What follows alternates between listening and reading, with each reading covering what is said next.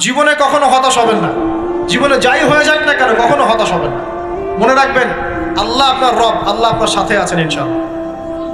অতএব নারীর ফিতনা থেকে নিজেকে বাঁচিয়ে রাখার চেষ্টা করুন। আল্লাহ পাক তৌফিক ইনায়াত করুন।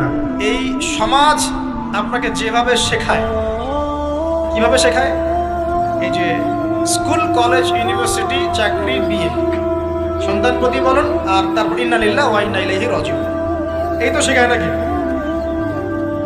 সবসময় মনে রাখবেন যে আল্লাহ রাব্বুল আলামিনের পরিকল্পনাই আপনার উপরে সবচেয়ে বেশি অগ্রাধিকার যোগ্য, সমাজের পরিকল্পনা নয়।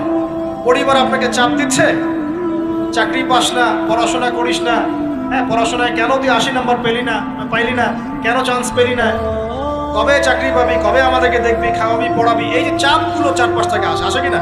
অনেক যুবক দেখা যায় মাদকাসক্ত হয়, অনেকে দেখা যায় আত্মহত্যা করছে ইদানিং, হচ্ছে কিনা ভাই?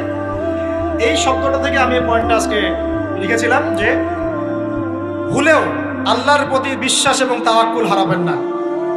সমাজ যেভাবে শেখায়, সমাজ চারপাশে যে চাপ আপনাকে দিচ্ছে, এই চাপে নিজে গা ভাসিয়ে দিবেন না। আপনি আল্লাহর কাছে দোয়া করবেন, আল্লাহর কাছে পথ চেয়ে নেবেন এবং আল্লাহর প্রতি তাওয়াক্কুল ভরসা করবেন, কখনো আত্মহত্যার পথ বেছে নেবেন।